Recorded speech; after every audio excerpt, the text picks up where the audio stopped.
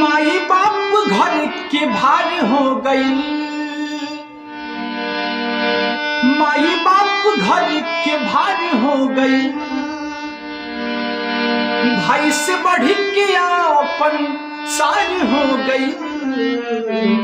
कि कैसन कलयुग के पुत्र हर जन्म में कपूत वैकुंठ ससुराल हो गई। कैसन कलयुग के पुत्र हर जन्म में कपूत वैकुंठ ससुराल हो गई। देखिए भैया, आज के जमाना ऐसा आ गई बा, अपन माई बाप के लोग भूल जाता। कैसे का भावा, बड़ा सुंदर भाव।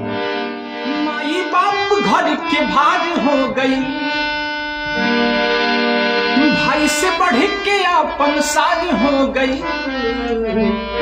कैसन कलयुग के पुत्र हर जन्म में कपूत वैकुंठ ससुराल हो गई।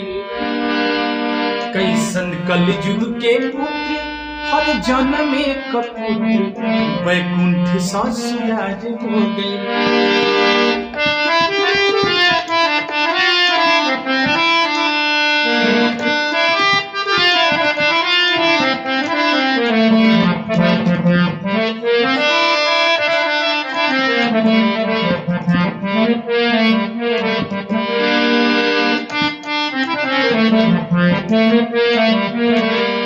घरवा में माई बाप के खर्ची भी बंद बा, तोहू के बोली पर सास ससुर तंग बा।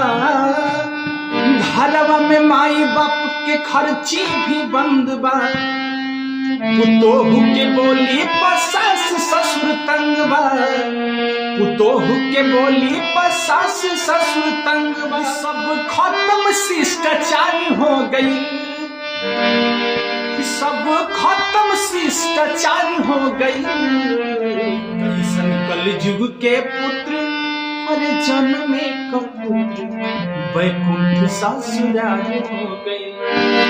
सब खत्म शिष्टाचार हो गई, बेटा काहे लाचार हो गई। कैसन कलयुग के पुत्र हर जन्म में कपूत वैकुंठ ससुराल हो गई। माई बाप घर के भारी हो गई, भाई से बढ़ के अपन सार हो गई। कैसन कलयुग के पुत्र जन्म में कपूत वैकुंठ ससुराल हो गई। कैसन कलयुग के पुत्र हर जन्म में कपूत वैकुंठ ससुराल हो गई।